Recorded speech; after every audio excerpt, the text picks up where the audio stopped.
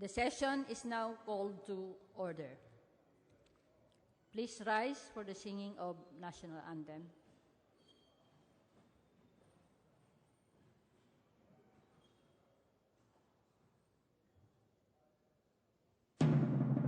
Bayang magiliw, perlas ng silanganan, alam ng puso, sa titik mo'y buhay. Lupang hinirang, buyan ka ng mag-ibig, sa manlulupig, di ka masisingil. Sa dagat at bundok, sa simoy at sa langit ng bagha, may nilang ang tula at awit sa paglayang minamahal. Ang kislap ng watawat mo'y tagumpay na nanginginig. Ang bituin at araw niya kailan pang may magdidilim. Lupa ng araw ng waluhangin kong sinta, buhay ay langit sa likod. Aming ligaya na pag may mamapit, ang namatay ng dahil sa'yo.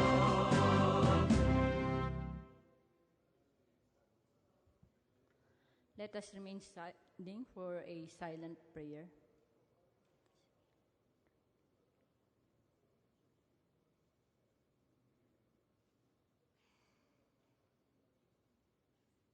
Majority Leader. Madam Speaker, I move that we defer the calling of the roll. So move, Madam Speaker, Your Honor. Is there any objection? The chair hears none. Calling of the roll is deferred. Madam Speaker, I move that we defer the approval of the journal of the previous session. So move, Madam Speaker, Your Honor. Is there any objection? The chair hears none. Motion is approved. Madam Speaker, I move that we perform our reference of business with the Secretary General be directed to read the title of bills and resolutions on first reading, as well as committee reports and communications for referral to the appropriate committee. So move, Madam Speaker, Your Honor. Is there any objection? There being none, the Secretary General is directed to read the title of the bills. Reference of business, bills on first reading, House Bill 5437, prohibiting the use, purchase, and storage of elemental mercury, Representative Castelo. To the Committee on Health. House Bill 5440, converting the Dumaluis Road, Santo Domingo, Santa Maria Lourdes, San Isidro, in Manila, Pampanga into National Road, Representative Bundok. To the Committee on Public Works and Highways. House Bill 5441, separating the Liloy National High School, Patawag Extension, Representative Matong. To the Committee on Basic Education and Culture. House Bill 5442, increasing the bed capacity of Baguio General Hospital, Representative Gomar. To the Committee on Health. House Bill 5443, replacing quantitative import restrictions on rice, Representative Garin Sharon. To the Committee on Agriculture and Food. House Bill 5444, imposing franchise tax on telephone, telegraph, and telecommunications entities, Representative Sharon Garin. To the Committee on Ways and Means. House Bill 5445, expanding the list of non-essential goods subject to excise tax, Representative Sharon Garin. To the Committee on Ways and Means. House Bill 5446, declaring national policy on the promotion of financial literacy, Representative Amante. To the Committee on Economic Affairs. House Bill 5447, imposing higher penalty to the crime of perjury, Representative Robes. Representative Zarate. To the Committee on Revision of Laws. House Bill 5450, mandating the observance of November 23 of every year as National Consciousness Day to end impunity, Representative Zarate. To the Committee on Revision of Laws. House Bill 5453, mandating the observance of 29 November every year as Women Human Rights Defenders Day, Representative Zarate. To the Committee on Women and Gender Equality. House Bill 5454, recognizing the observance of November 17 every year as International Students Day, Representative Zarate. To the Committee on Basic Education and Culture and the Committee on Higher and Technical. House Bill 5455, declaring July 7 every year special working holiday to commemorate the founding of the Katipunan, Representative Zarate. To the Committee on Revision of Laws. House Bill 5456, recognizing the observance of July 25 as National Campus Press Freedom Day, Representative Zarate. To the Committee on Higher and Technical Education. House Bill 5457, declaring May 22 of every year as Freedom of Expression Day, Representative Zarate. To the Committee on Basic Education and Culture. House Bill 5458, instituting the Philippine Railway Authority, Representative Alejano. To the Committee on Government Enterprises and Privatization and the Committee on Transportation. House Bill 5459, establishing the Local Management Information System, Representative Alejano. To the Committee on Local Government. House Bill 5460, establishing an independent broadcast system in the country, Representative Alejano. To the Committee on Public Information. House Bill 5461, expanding the grounds for declaring a person a nuanced candidate, Representative Alejano. To the Committee on Suffrage and Electoral Reforms. House Bill 5462, establishing one-stop action center for purposes of land registration, Representative Alejano. To the Committee on Justice. House Bill 5463, prescribing higher penalty for persons in authority as accessories, Representative Alejano. To the Committee on Revision of Laws. House Bill 5464, creating plantilla positions in the DepEd, Representative Alejano. To the Committee on Appropriations. House Bill 5465, amending certain sections of Presidential Decree 97, Representative Alejano. To the Committee on Transportation. House Bill 5466, prescribing every second Sunday of September as National Coastal Cleanup Day of the country, Representative Alejano.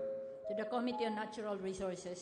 House Bill 5467, creating position of rural dentist in every rural health unit, Representative Alejano. To the Committee on Health. House Bill 5468, consolidating the laws granting rewards to inform court the power to reassign trial court judges, Representative Alejano. To the Committee on Justice. House Bill 5474, protecting the environment, Representative Alejano. To the Committee on Natural Resources. House Bill 5475, establishing the National Registry of Diseases, Representative Alejano. To the Committee on Health. House Bill 5476, providing for the protection and conservation of all objects underwater cultural heritage, Representative Alejano. To the Committee on Basic Education and Culture. House Bill 5477, establishing the Philippine Civil Service Reform Corp, Representative Alejano. To the Committee on Civil Service and Professional Regulation. House Bill 5478, upgrading the minimum monthly salary of doctors, Representative Zarate. To the Committee on Appropriations. House Bill 5479, renewing the franchise granted to Vanguard Radio Network Company Inc., Representative Vargas. To the Committee on Legislative Franchise. House Bill 5480, providing for the creation of a National Transportation Safety Board, Representative Vargas. To the Committee on Government Reorganization and the Committee on Transportation. House Bill 5481, converting the Dangkagan National High School Annex, Representative Subiri. To the Committee on Basic Education and Culture. House Bill 5482, establishing a labor empowerment assistance program, Representative Herrera D. To the Committee on Labor and Employment. House Bill 5483, strengthening technical vocational education, Representative Herrera D. To the Committee on Higher and Technical Education. House Bill 5484, strengthening locally managed conservation areas, Representative Sahali. To the Committee on Natural Resources. House Bill 5485, providing for the creation of basic emergency obstetric and newborn care unit, Representative Sahali. To the Committee on Health. House Bill 5486, unifying all existing agricultural credit programs, Representatives Unabia, Lim Kay Chong, Gonzaga, and several others. To the Committee on Government Enterprises and Privatization and the Committee on Agriculture and Food. House Bill 5487, rationalizing the requirements imposed by the DAR, Representative Alvarez Pantaleon. To the Committee on Agrarian Reform. House Bill 5488, amending Section 138 of Republic Act 7160, Representative Sarmiento Cesar. To the Committee on Local Government. House Bill 5489, Parking Building Tax Exemption Act of 2017, Representative Sarmiento Cesar. To the Committee on Ways and Means. House Bill 5490, nationalizing the Ticao and Claveria District Hospitals, Representative Bravo, Maravida. To the Committee on Health. House Bill 5491, supporting the needs of persons afflicted with diabetes, Representative Olivares. To the Committee on Health. House Bill 5492, establishing the structures and other mechanisms for the allowance of voting, Representative Olivares. To the Committee on Suffrage and Electoral Reforms. House Bill 5493, granting a special leave of absence of 10 days a year with full pay to the legitimate spouse of overseas workers, Representative Vargas. To the Committee on Labor and Employment and the Committee on Civil Service and Professional Regulation. House Bill 5494, establishing a job training program, Representative Vargas. To the Committee on Labor and Employment. House Bill 5495, requiring land heirs and sea transport providers to provide priority seating for the elderly, Representative Vargas. To the Committee on Social Services. House Bill 5496, exempting the BOC and the BAR from the coverage of Republic Act 6758, Representative Biason. To the Committee on Appropriations. House Bill 5497, establishing the Benham Rice Research and Development Institute, Representative Biason. To the Committee on Government Reorganization and the Committee on Natural Resources. House Bill 5419, establishing the Eastern Seaboard Strategic Defense Plan, Representative Biason. To the Committee on National Defense and Security. House Bill 5499, amending Republic Act 8042, Representative Bertis. To the Committee on Overseas Workers and Affairs. House Bill 5500, establishing the Balangan City National Science High Schools, Representative Garcia Jose. To the Committee on Basic Education and Culture. House Bill 5501, prohibiting the acceptance, processing, and approval of applications for land use conversion, Representative Alvarez Pantaleon. To the Committee on Agrarian Reform. House Bill 5502, converting the municipality of Carmona and Cavite into component city, Representative Loyola and Zamora. To the Committee on Local Government. House Bill 5503, mandating one national government hospital in every province, Representative Gomart. To the Committee on Health. House Bill 5504, renewing the franchise granted to the Bohol Chronicle Radio Corporation, Representative Yap Arthur. To the Committee on Legislative Franchises. House Bill 5505, granting benefits and discounts to students, Representative Lopez. To the Committee on Basic Education and Culture and the Committee on Higher and Technical Education. House Bill 5506, amending certain sections of the Public Act 6975, Representative Lopez. Trades and Electoral Reforms. House Bill 5505, declaring the CI Kabasalan wetland, Representative Hopper. To the Committee on Tourism. House Bill 5512, declaring the Naga Kabasalan protected landscape, Representative Hopper. To the Committee on Natural Resources. House Bill 5513, adjusting the amounts for the value of property, Representative Alvarez Pariñas, Umali, Bundok, and Noel. To the Committee on Revision of Laws. Resolutions. House Resolution 923, congratulating and commending Inspector Erlinda Labanja, Representative Gomart. To the Committee on Youth and Sports Development. House Resolution 924, commending the AFP, Representative Bernos. To the Committee on National Defense and Security. House Resolution 925, direct the appropriate committee to inquire the current status of the immigration officer personnel, Representative Bravo Anthony. To the Committee on Rules.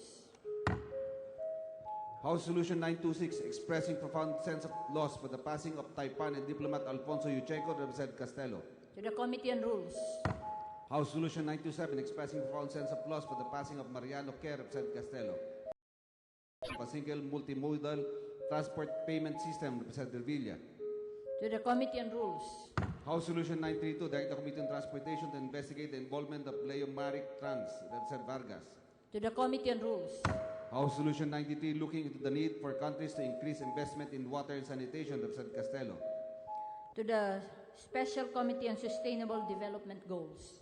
House Resolution 934, urging the Committee on Health to evaluate the recent report of the DOH, Representative Castello. To the Committee on Rules.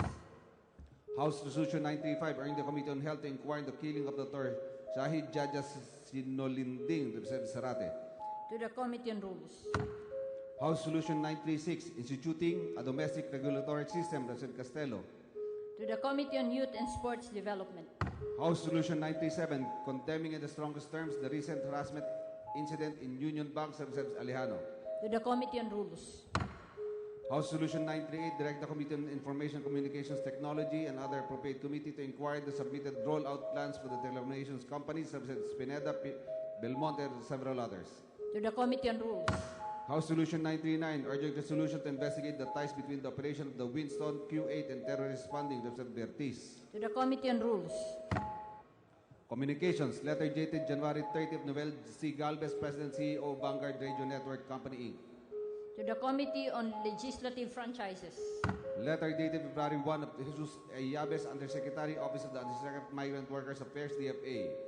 To the Committee on Overseas Workers Affairs.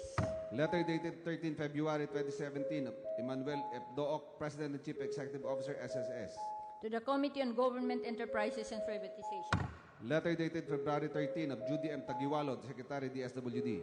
To the Committee on Poverty Alleviation. Letter dated February 21 of Austere A. Panadero, Undersecretary, DILG. To the Committee on Appropriations. Letter dated March 1 of Senaida A. T. Tan, Assistant Regional Director, DPWH.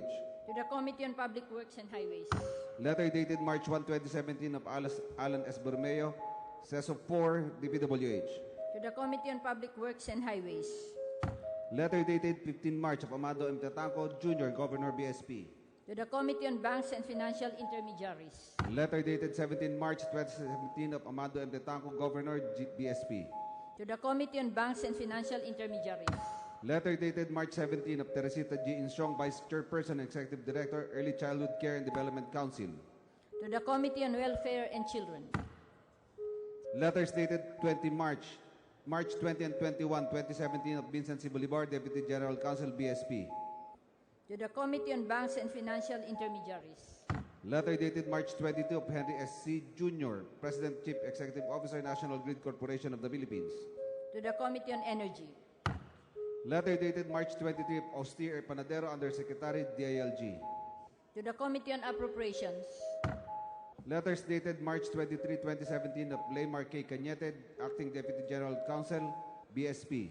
to the Committee on Banks and Financial Intermediaries, Letters dated March 27, April 3 of Roger Edino, Acting Deputy Counsel, BSP. to the Committee on Banks and Financial Intermediaries, Letter dated March 27 of Maria Gleda A. Lim, State Auditor, COA.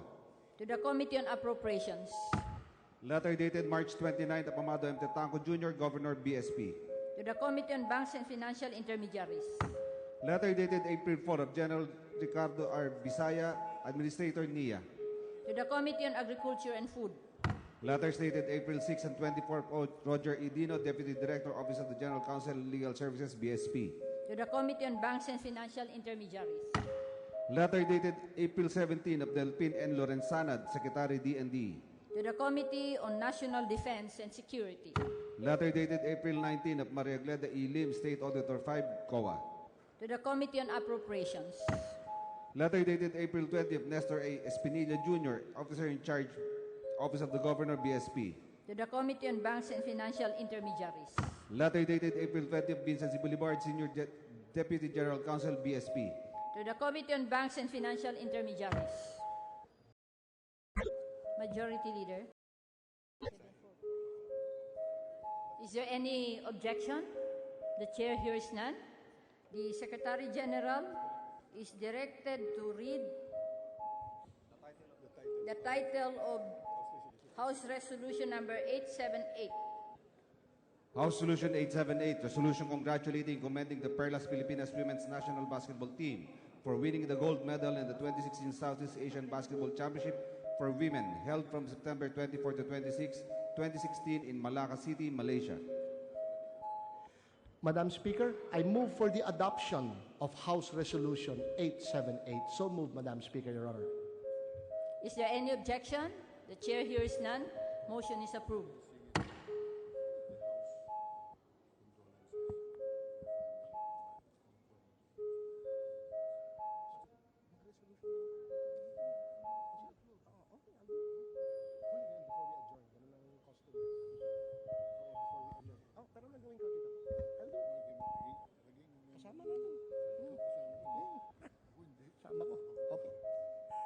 Madam Speaker, I move for the consideration for adoption of House Resolution 879 as found in Committee Report 175. Could the Secretary General be directed to read the title of House Resolution 879? So moved, Madam Speaker. Is there any objection? The Chair hears none. The Secretary General is directed to read House Rule Resolution number 879. House Solution 879, resolution congratulating and commending Team Philippines for winning 3 gold and 5 bronze medals in the 10th World Taekwondo Promse Championships held from September 29 to October 2, 2016 in Lima, Peru. Madam Speaker, I move for the adoption of House Resolution 879. So moved, Madam Speaker. Is there any objection? The Chair hears none. House Resolution 879 is adopted. Yun lang ba?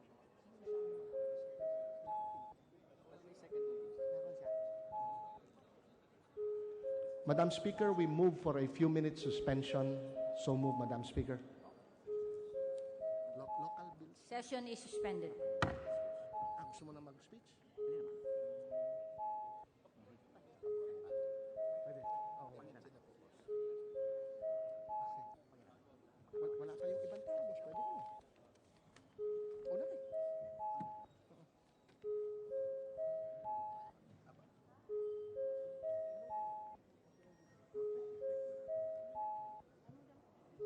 Local bills lang tayo dito, ha?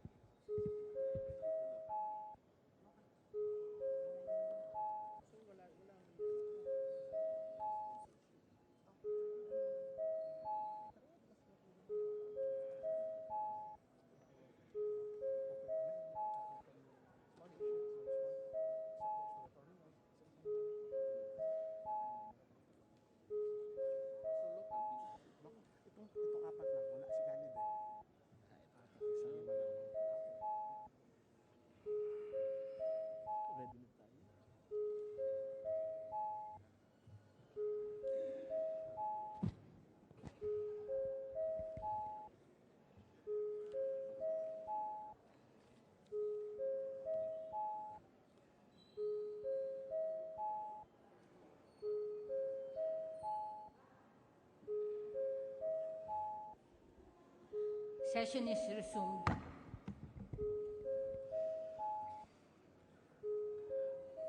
Majority Leader. Madam Speaker, I move that we take up business for Thursday and Friday. Local bills, Madam Speaker. Is there any objection? The chair hears none. Motion is approved. Madam Speaker, I move that we take up the omnibus approval on second reading of the following House bills: 5220, 5221, 5222, 5223. I so move, Madam Speaker. Any objection?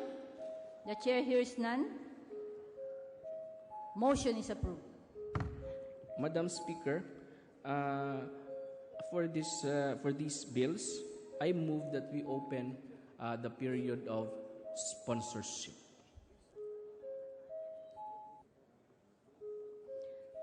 Is there any objection? The chair hears none. Motion is approved. So, Madam Speaker, for these measures, we have here present the Honorable Mangawang. He is the author of these bills. However, Madam Speaker, for these measures, I move that we just consider the respective explanatory notes as the sponsorship speeches. I so move, Madam Speaker. Is there any objection? The chair hears none. The motion is approved. And because we don't have interpellations, Madam Speaker, I move that we close the period of sponsorship and debate. Is there any objection? The chair hears none. Motion is approved. Madam Speaker, I move that we open the period of amendments, that for individual and the committee. I so move, Madam Speaker.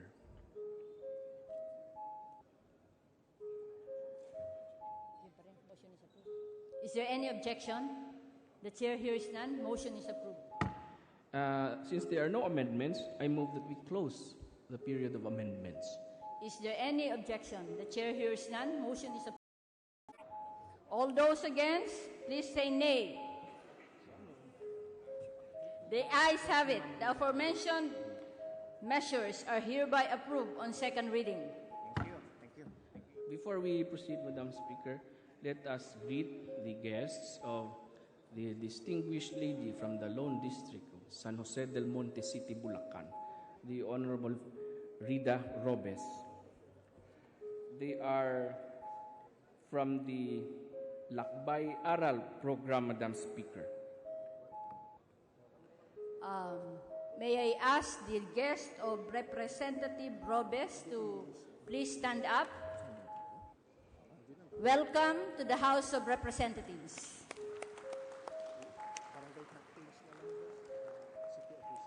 Majority Leader. By the way, Madam Speaker, these guests from the city government of San Jose del Monte, Bulacan, he is led by the city administrator, Professor Dennis M. Booth. And the rest, Madam Speaker, are the barangay captains of the city, Madam Speaker. Welcome, City Administrator and the barangay captains of said city. Welcome to the House of Representatives.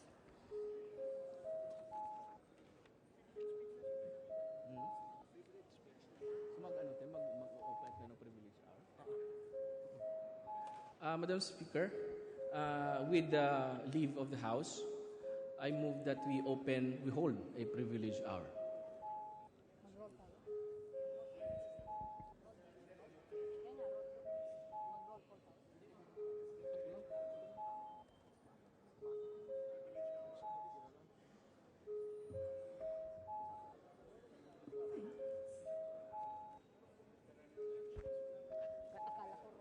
Again, Madam Speaker, the motion is that we hold a privilege hour.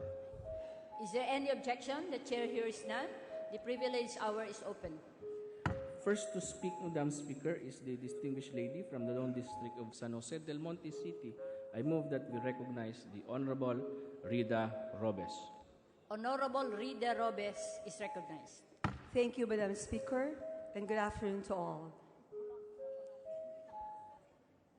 Pollutants must pay.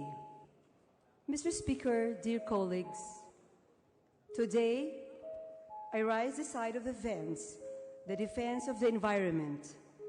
In the same manner, how my husband and three-term representative, now City Mayor of San Jose del Monte, Bulacan, Arturo B. Robes, took the same path during his first term in 14th Congress.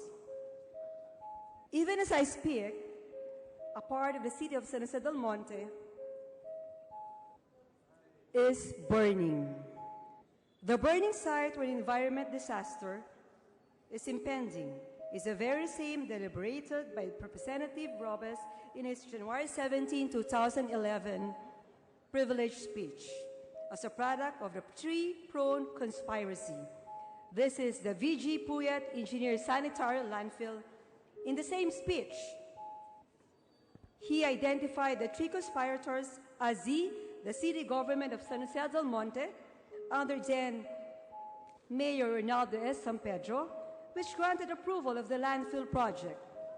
The proponent VG Puyat Group, which wielded financial power and influence to push for the project's approval, and the Environmental Management Bureau, EMB, Regional Office Region 3 of the Department of Environment and Natural Resources, which in a record time of 7 months issued 2 environmental compliance certificates, ECC, to the landfill project. The first one being on December 23, 2008, when it granted the landfill a clearance to admit and process up to 200 metric tons, issued on July 31, 2009. When it approved its reclassification to a maximum capacity Category 4 landfill, facility designed to admit and process over 200 metric tons per day, obviously meant to accommodate a greater volume of municipal solid waste, or MSWS, from other local government units. At sa unang eksena, ang nabuong kitaan ay ang Kotsabahan. Ang akala naman ng tatlong magkakantsaba ay made in heaven na ang kanilang proyekto. Pero hindi pala, dahil sa pangalawang eksena, ito ay pumalpak. Na para bang isang pagpapahiwatig na ang di mabuting hangarin ay sadyang hindi nagtatagumpay. In the second scene, we can see a VG Puyat Engineered Sanitary Landfill folding up as it ceased operation in 2015 after turning the city coffers some partial revenues, or barely 6 years, and it was issued a second ECC. The cause for the cessation of its operation insolvency.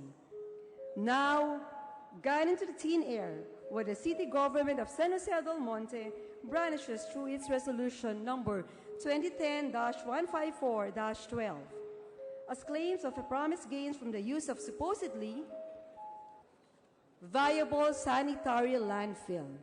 Such as new employment prospects, boost to local tourism, laudable dividends and revenues to line local coffers, all heavy with social and political content, but are nothing but empty promises.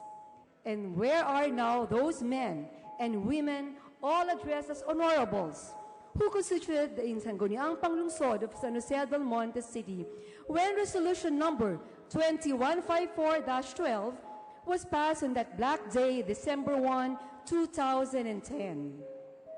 Well, some of them are still elected to office, others lead to retirement, while Mayor Ray San Pedro, who did not sign the resolution in order to allow its lapse in approval 10 days later, would still have wanted to become city mayor for the third time, but was unbeaten soundly during the 2016 election by my husband.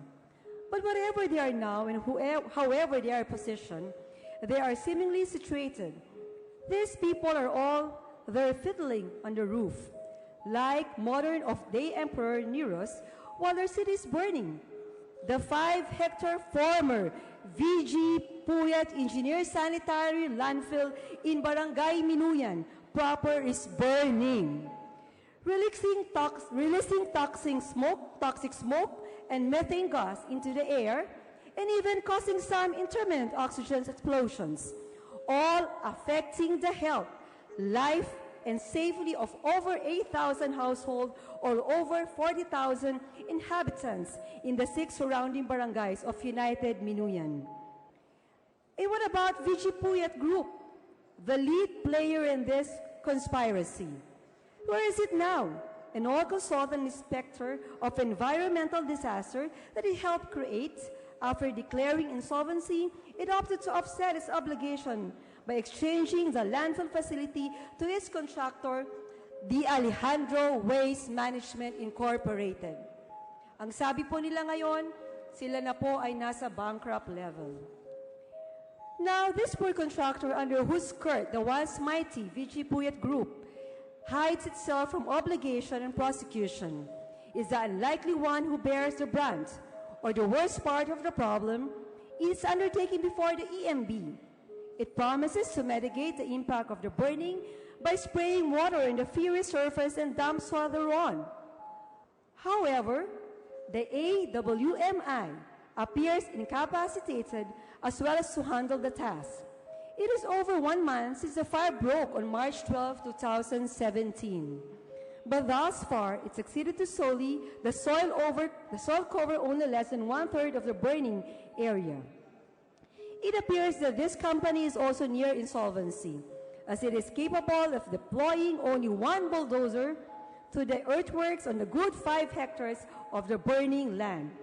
Besides, in this March 22, 2017, letter to Mayor Robes, a letter to Mayor Robes was already calling for any form help to address the security and safety of people living near the area.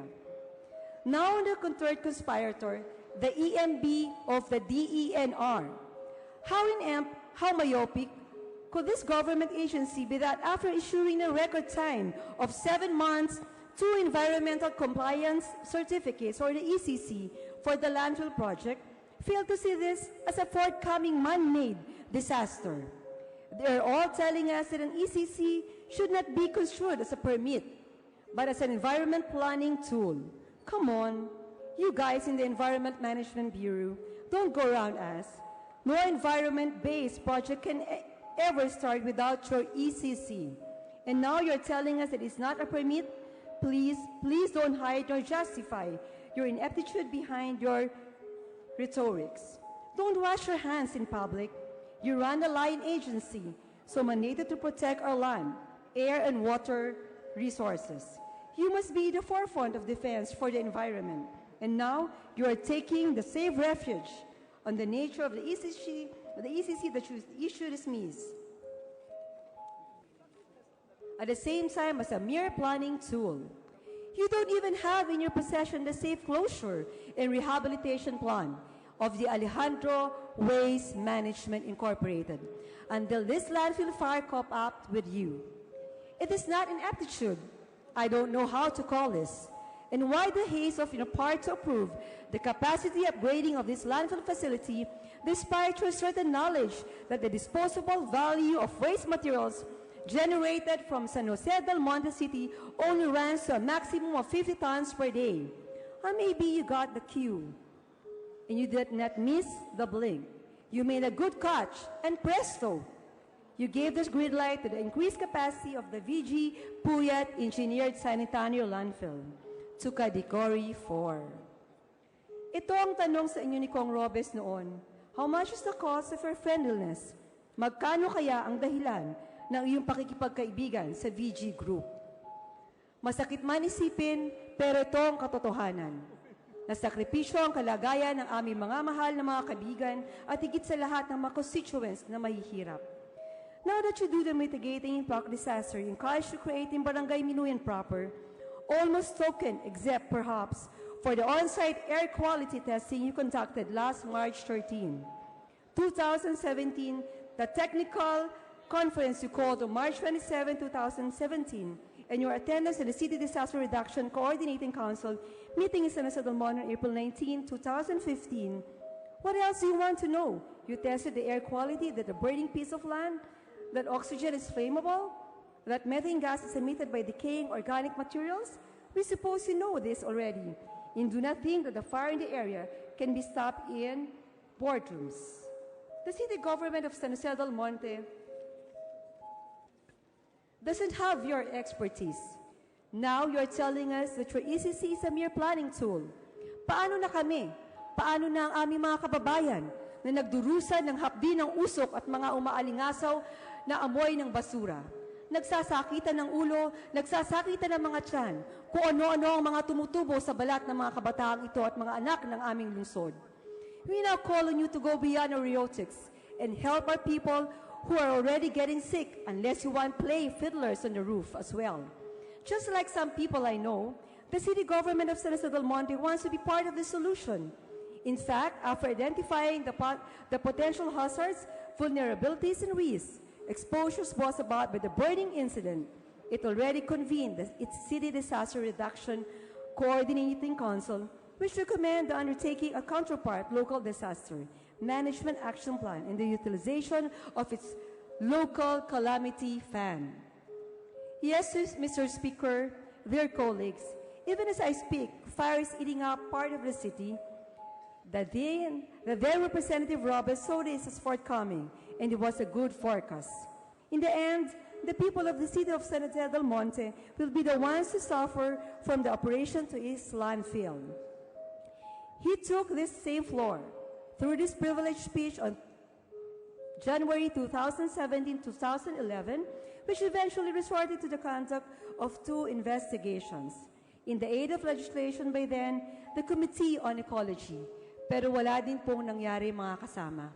Sana po sa pagkakataong ito, mabigyan diin ng lahat ng ginawa ng mga may sala. The former Representative Robles proved to be correct in the saying that this landfill, where waste materials covered by the soil would no longer time to decompose. Hence, its natural slow in generation of methane gas. Given the setup, he saw that the facility can possibly generate ready-to-harvest methane gas only after 20 years of operation. But don't look now.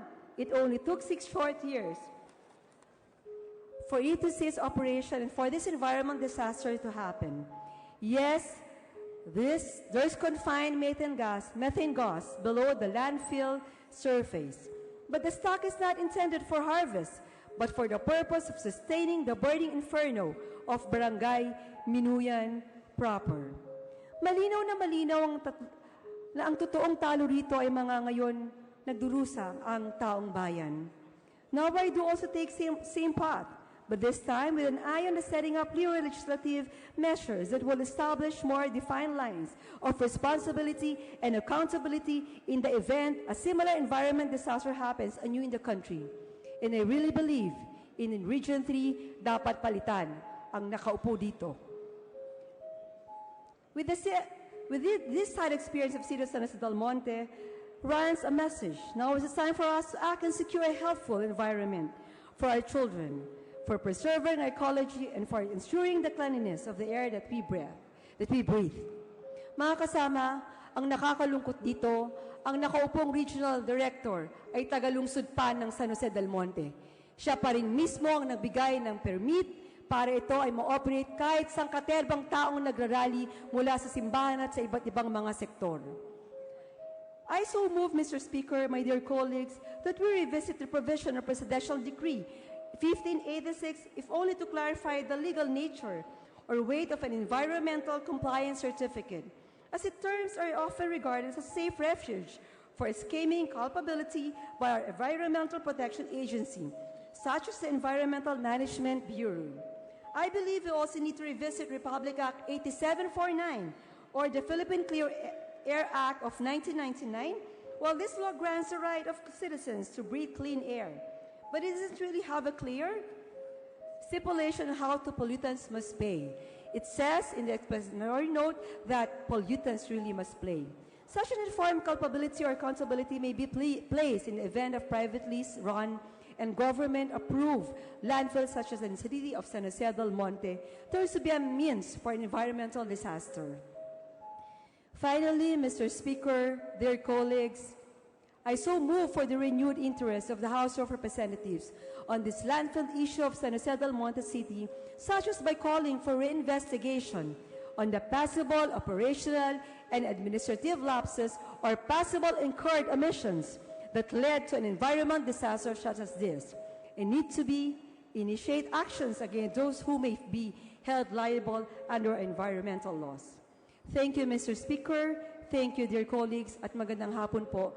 Mabuhay pa rin po ang aming lungsod ng San Jose del Monte, Bulacan. Majority Leader. Madam Speaker, I move that we refer the speech of the Honorable Robes together with the video presentation to the Committee on Rules. The speech and the video presented by Representative Robes shall be referred to the Committee on Rules. Next to speak, Madam Speaker, is the gentleman from Co-op NATCO. I move that we recognize the Honorable Anthony Bravo. Honorable Bravo of Co-op NATCO is recognized. Thank you, Madam Speaker. Thank you very much, Majority Floor Leader. Good afternoon, distinguished colleagues.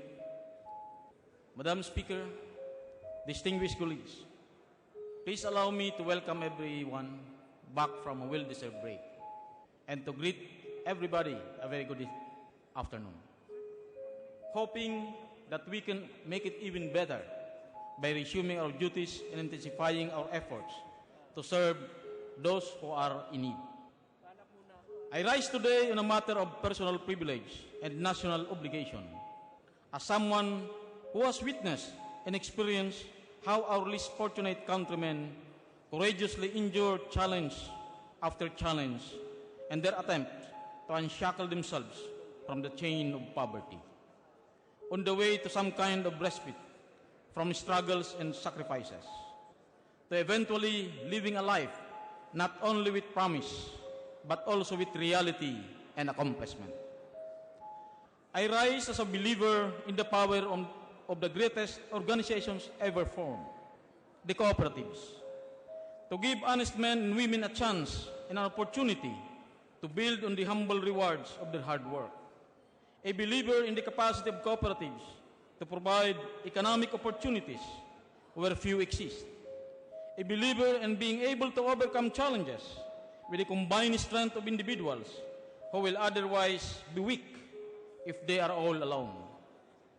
I rise as a member of this august chamber, representing over 14 million Filipino cooperators who partake in the responsibilities and benefits of growing cooperatives, which our Constitution recognizes as an instrument of social justice and development.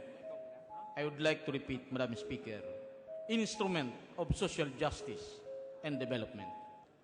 Republic Act 9520, otherwise known as Philippine Cooperative Code of 2008, and Republic Act 6939, or the Act creating the Cooperative Development Authority, are two landmark pieces of legislation that help propel the remarkable growth of the cooperative sector.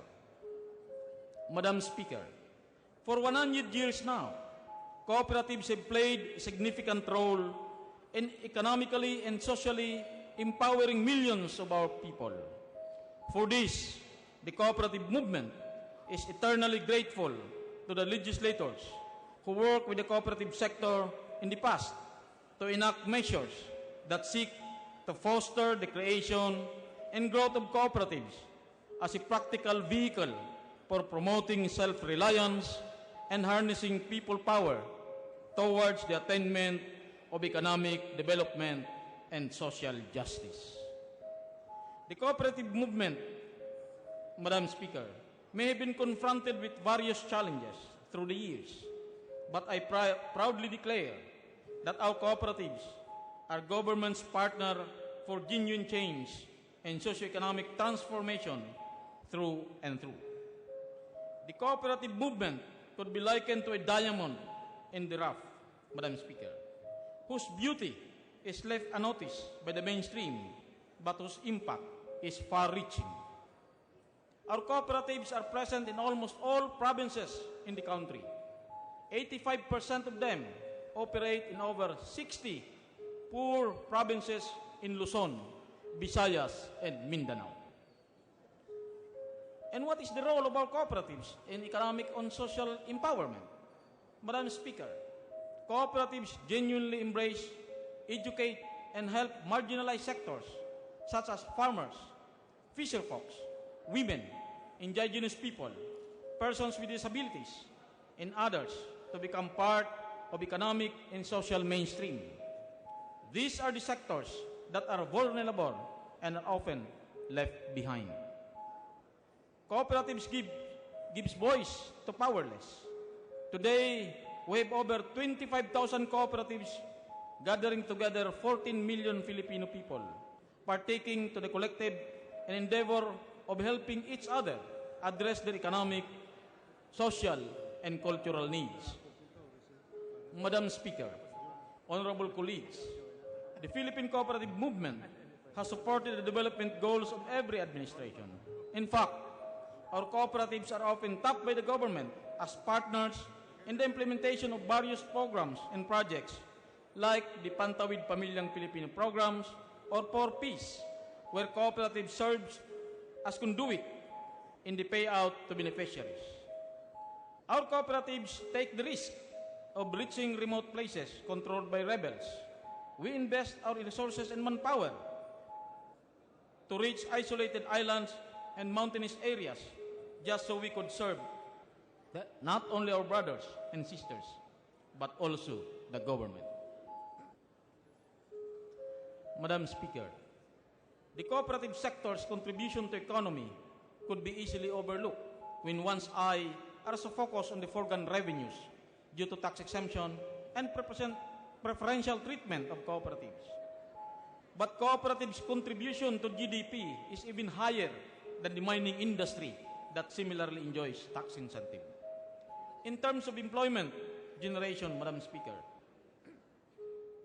cooperatives have also provided 463,789 direct employment and 1.5 million indirect jobs to vulnerable sectors like the micro-entrepreneurs.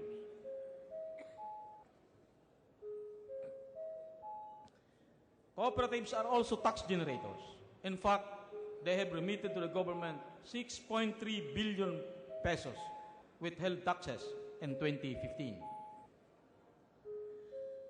Cooperatives are not for profit, Madam Speaker. Distinguished members of this chamber, let me explain one important concept that expressly separates the cooperatives from traditional types of businesses. It is called the net surplus. Unlike a corporation where at the end of its fiscal year declares a net income or profit from its operations, a cooperative's net surplus at the end of its fiscal year is not treated as profit, but considered as savings. Members pool their resources to provide for services they need in the form of businesses that cooperative or the cooperative is authorized to undertake. The surplus of savings are generated out of the cooperative's operation and members' owner patronage of the cooperative services. The surplus generated would have been considered profit if the operation is capitalist in nature. Instead, they are considered savings because the whole surplus is returned to the member owners in the form of interest on capital and patronage refund. Hence, in its most practical and practicable sense, cooperatives do not have profits to be taxed. Cooperatives do not even have full discretion to use their surpluses. For example, as provided under Article 86 of Republic Act 9520, all cooperatives are mandated to allocate and distribute their net surpluses as follows. At least 10% for reserve fund to be used for the stability of cooperatives and to meet net losses in its operation. Not more than 10% for cooperative education and training fund, Madam Speaker. Not less than 3% for community development fund. Not more than 7% for the optional fund. Only the remaining net surplus, if any, can be made available for the members in the form of interest and patronage refunds, the normal rate of return on investment and patronage refund. Madam Speaker, taxation of cooperatives' income would be tantamount to double taxation, as members of cooperatives already pay an indirect tax mandated by law under Republic Act 9520, which mandates the deduction of 30% of the cooperative net surplus before distributing them as interest on share, capital, and patronage refund. Hence, only 70% of the net surplus of the cooperative's businesses are enjoyed by the member as income as treated. You may ask, where does this 30% of cooperative goes, Madam Speaker? Data of the SEDI shows that based on the cooperative operations for the year 2015, they have contributed a total amount of 2,119,320,481.36 of cooperative education and training fund to educate their own officers and members to better manage their own cooperatives.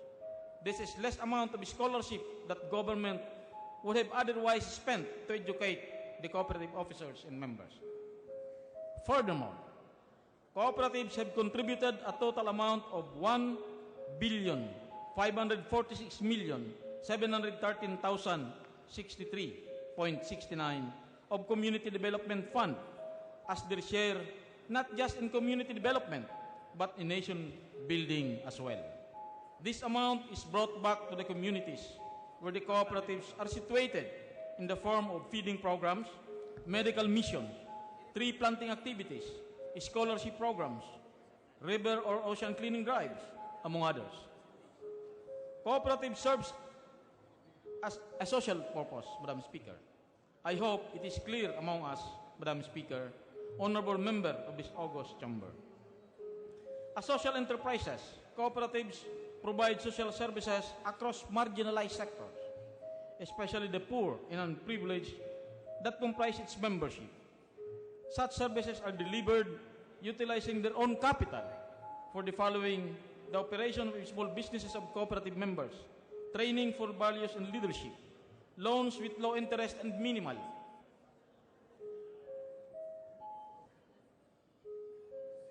So whenever they allow loans, it will be a minimal documentation for immediate financial needs to the members, cheaper goods for every needs or everyday needs, insurance and medical care at affordable cost, and decent housing, among others. These are basic services that the government should be providing, but the cooperatives have wholeheartedly embraced their mission of uplifting the economic and social welfare of every cooperator. Cooperatives never waver in their mission to provide the much-needed financial and social services, otherwise absent or lacking, especially in the remotest area in the countryside. Today, the cooperative sector again reaches out to you, honorable members of the House of Representatives, and it's time that there is imminent threat to revoke the cooperative tax exemption. We appeal to your wisdom, distinguished colleague, Madam Speaker. Let us consider the damaging impact of some proposed measures that will have direct impact to the welfare of 14 million Filipinos. I believe that these 14 million cooperators are representative of every household. Thus, if the average household is 4.6 or 4.4 in 2015, according to Philippine Statistics Authority, we could argue that around 56 million Filipinos or more than half of the population, will be adversely affected by the repeal of cooperative tax exemption. Cooperatives has legitimate rights to tax exemption. At this point, may I humbly remind our distinguished colleague that Section 15, Article 12 of the 1987 Philippine Constitution recognizes the importance of cooperatives as instrument of social justice and economic development. Citing provisions of the Philippine Constitution, the Supreme Court categorically recognized the cooperatives in its ruling in Dumaguete Cathedral Credit Cooperative versus Commissioner of Internal Revenue. To it, the High Court ruled, may I read, Madam Speaker, no less than our Constitution guarantees the protection of cooperatives. Section 15, Article 12 of the Constitution considers cooperative as instrument for social justice in economic development. At the same time, Section 10 of Article 2 of the Constitution declares that it is a policy of the state to promote social justice in all phases of national development. In relation thereto, Section 2 of Article 13 of the Constitution states that the promotion of social justice shall include a commitment to create economic opportunities based on freedom of initiative and self-reliance. The Supreme Court further said, in closing, the cooperatives, including their members, deserve a preferential tax treatment because of the vital role they play in the attainment of economic development and social justice, Madam Speaker. Thus, although taxes are the lifeblood of the government, the state's power to tax must give way to foster the creation and growth of cooperatives. To borrow the words of Justice Tagani A. Cruz, which states, the power of taxation, while indispensable, is not absolute and may be subordinated to the demand of social justice. Republic Act 9520 explicitly emphasizes the need for the state to extend preferential treatment to cooperatives with regards to taxation. Article 1661 stipulates the tax treatment of cooperatives. Applying the same principle, Madam Speaker, relied upon by the Supreme Court, the removal of tax exemption granted to cooperatives under Article 1661 Republic Act 9520 is contrary to the letter and spirit of the Constitution. Let me clarify that the tax exemption granted to cooperatives is not even absolute, as only cooperatives with accumulated reserve in undivided net savings of not more than 10 million pesos are tax exempt. Cooperative transactions with non-members are also not tax exempt. Distinguished colleagues, Madam, the tax exemption privilege this august body has bestowed on our cooperatives is the only countervailing force to democratize wealth and power in our highly iniquitous society. Cooperative sector supports government proper programs, Madam Speaker. We support the Duterte administration proper programs. In the same way, we supported anti-poverty programs of past administrations. We support the noble goal of uplifting an additional 6 million Filipino or 6 million Filipinos from the bondage of poverty by year 2022. Initiatives to reform the tax system in our country are welcome, as we believe that there is indeed a need to modernize our taxation system to make it efficient and fair. Tax reform, however, should stick to its goal of improving the welfare of Filipinos in the lower strata. If it is intended as pro-poor, then it should not be against the interest of the poor. I believe that we could do so without compromising the tax exemption of cooperatives whose members are primarily the poor and marginalized. Madam Speaker, distinguished colleague, last Saturday, thousands of cooperative members across the country staged a simultaneous cooperative show of force in every region to register our position against the proposed repeal of tax exemption.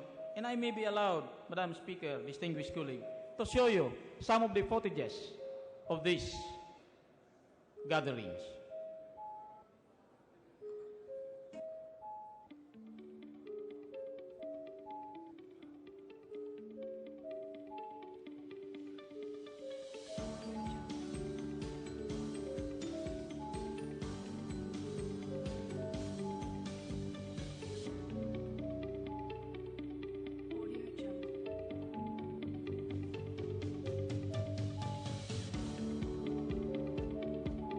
This gathering is in Region 2, to be specific in Isabela, Itsaga, Isabela.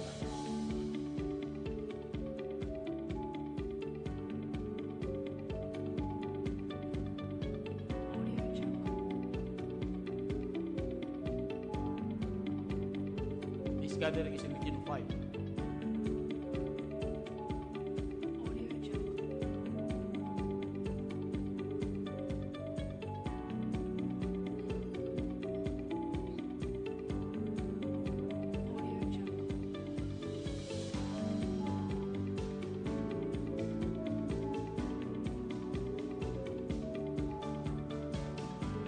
gatherings in Region 1.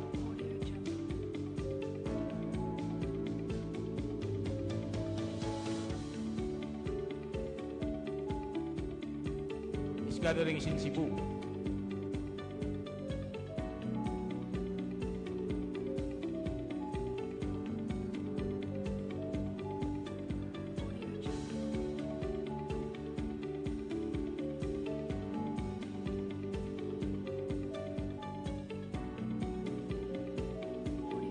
This gathering was in Region 3, Bulacan.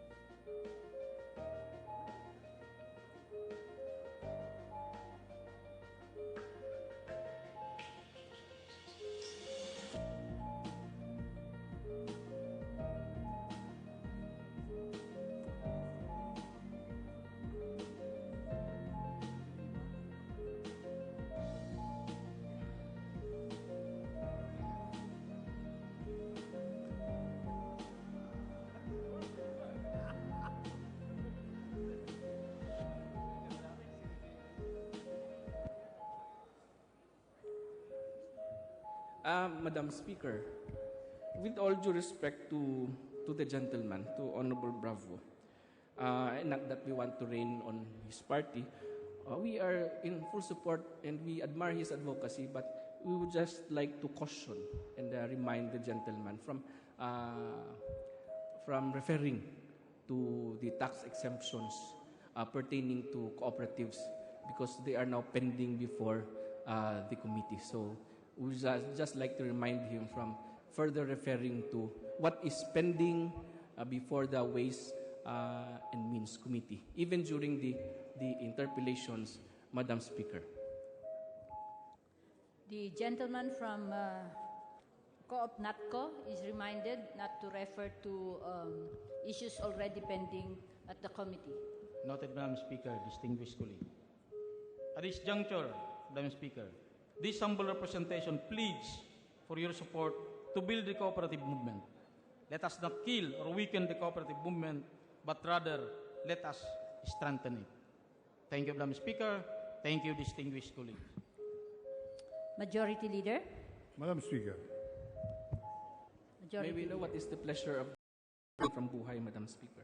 with deference to the majority floor leader, this representation would like to move for the calling of the roll, because noticeably we do not have a quorum anymore. Yes, Madam Speaker, we join the gentleman.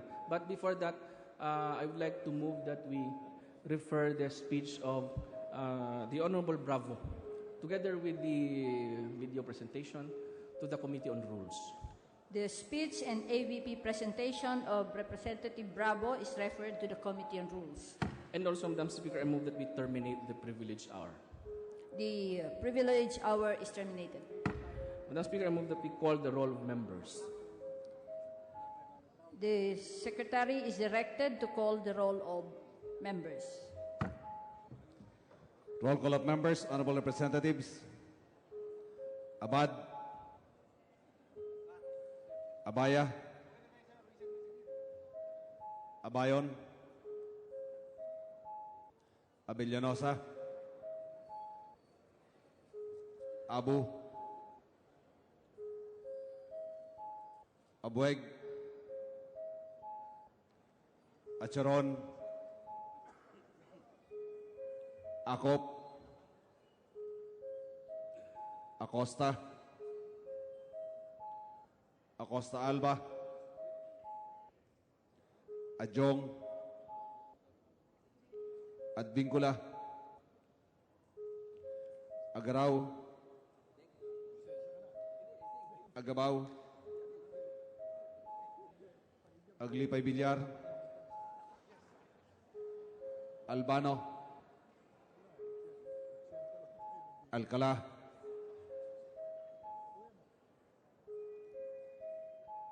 Alejano.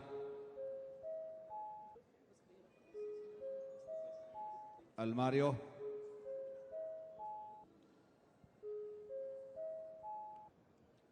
Almonte. Alonte. Alvarez Franz. Alvarez Mercedes. Alvarez Pantaleon. Amante. Amatong. Andaya. Angara Castillo. Antonino. Antonio. Aragones. Arbison.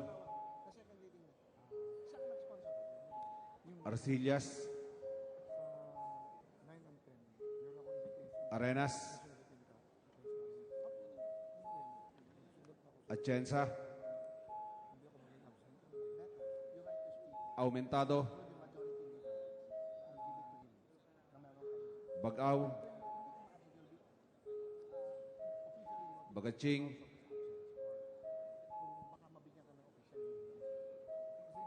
Bagilat. Banal. Barbers.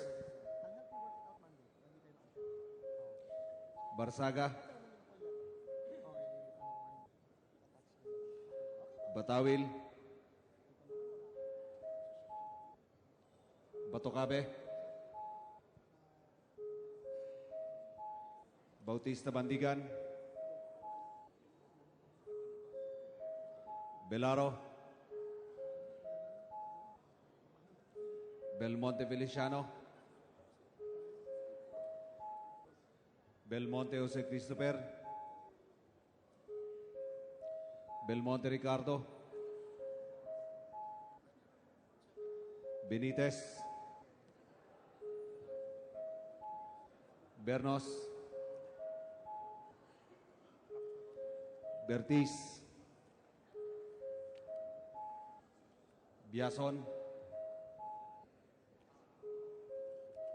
Billones. Biron.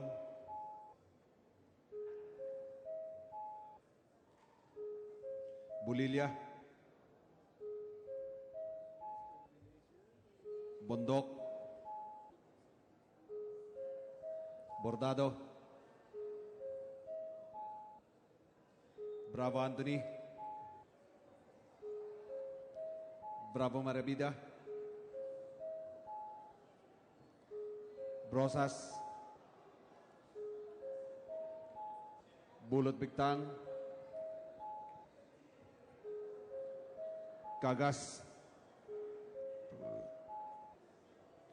Calderon. Calixto Rubiano. Caminero. Campos, Kanama, Kari, Kasilaw,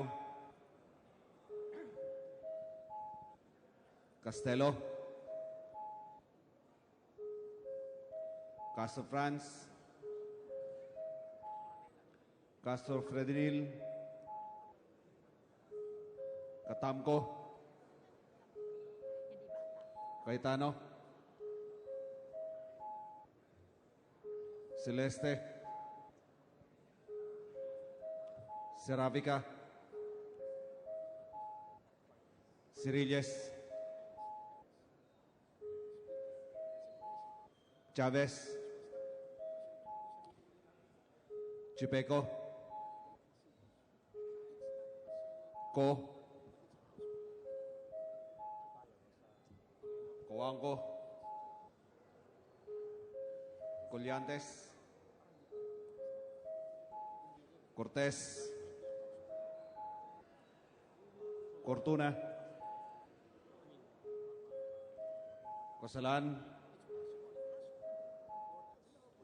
Crisólogo, Cuba, Cuaresma, Cueva, Dalipe, Dalog, Dasa,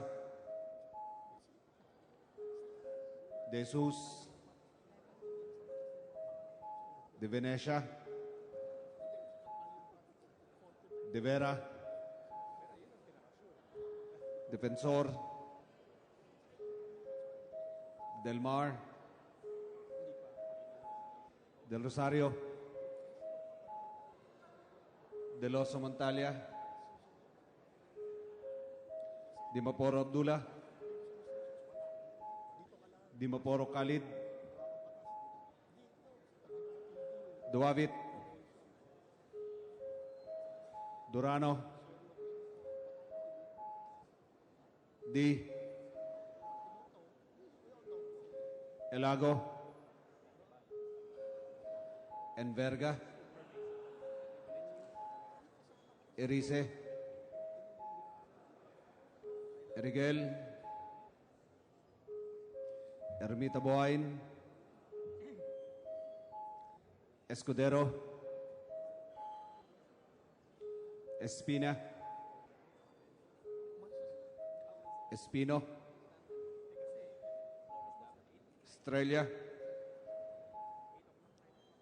Eusebio, Evardone, Fariñas, Fernando, Ferrer Juliet, Ferrer Luis, Feriol, Floirendo, Flores, Fortun, Fortuno, Fentebelia, Garbin, Garcia Gwendolyn, Garcia Jose, Garcia Albano, Garin Richard, Garin Sharon, Gasataya,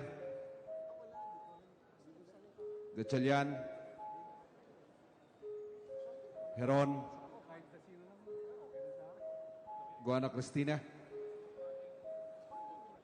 Gomart,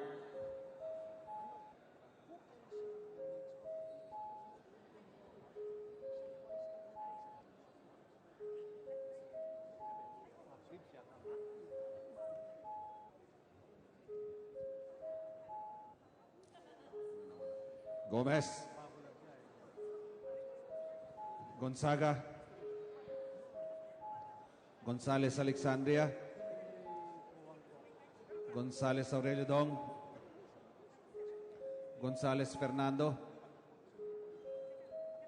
Goriseta,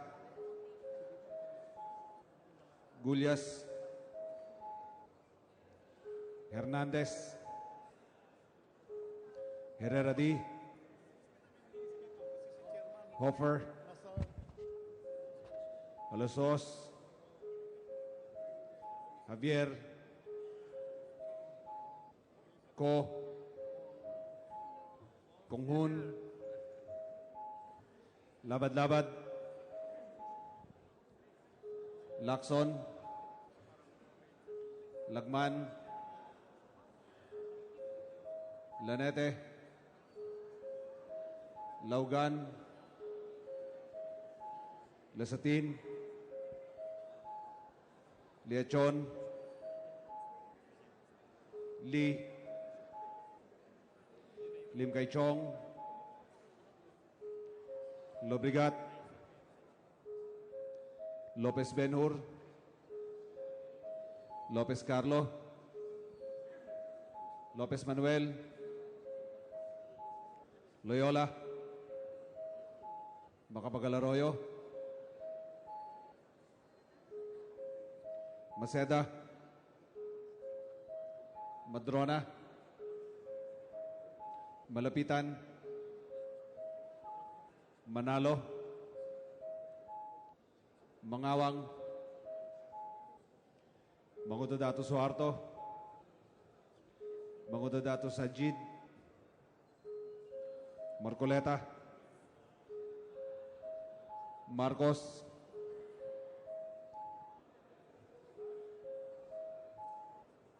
Mariño, Marquez, Martinez, Matugas, Miliana, Mending, Mendoza, Mercado,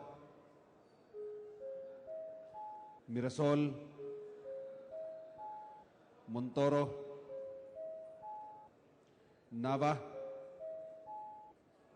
Nieto, Noel, Nograles Jericho, Nograles Carlo, Nolasco, Nunez Maleñaon, Waminal, Ocampo, Olivares, Ong Edwin, Ong Henry, Ortega Pablo, Ortega Vini, Pacquiao, Paduano, Palma, Pancho, Panganiban, Panotes, Papandayan, Pichay, Pimentel, Pineda, Plaza, Primicia Sagabas, Kimbo, Radasa, Ramirez Sato, Ramos, Relámpagos, Revilla, Robapuno, Robes, Rocamora, Rodriguez Isidro, Rodriguez Maximo, Roman, Romero, Romualdez, Romualdo, Roque Hari, Roque Rogelio, Sakdalan, Sagarbaria, Sali, Salceda, Salimbangon, Salo, Salon, Sambar, Sandoval, Santos Recto, Sarmiento Cesar, Sarmiento Edgar, Savillano, Sema, Xiao, Silverio, Singson, Swansing Estrelita, Swansing Horacio, Suarez, Si Alvarado, Tambunting, Tan Angelina, Tan Milagrosa, Tan Cherny, Tejada, Teves, Chanco, Ting, Tiño, Tolentino, Treñas, Tugna, Tupas, Turabi Nataman,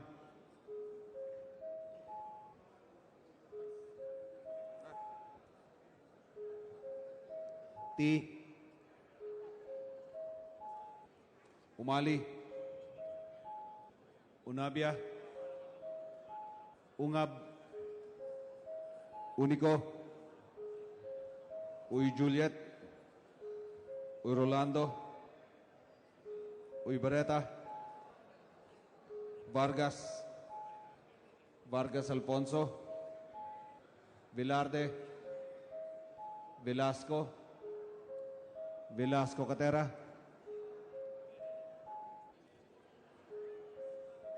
Veloso, Vergara, Villapuerte, Villanueva, Villarasa Suarez,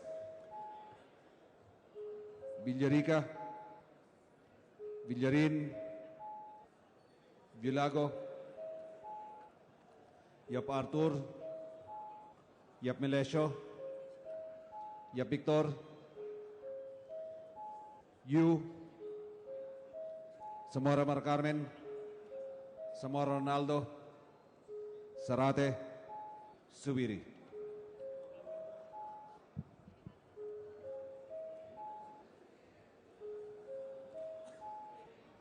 Madam Speaker, the roll call shows that 199 members responded to the call. With 199 members responding to the call, the chair declares the presence of a quorum. Madam Speaker, I move that we adjourn session until Monday, May 8 at 4 o'clock in the afternoon. Session is adjourned until 4 p.m. Monday, May 8, 2017.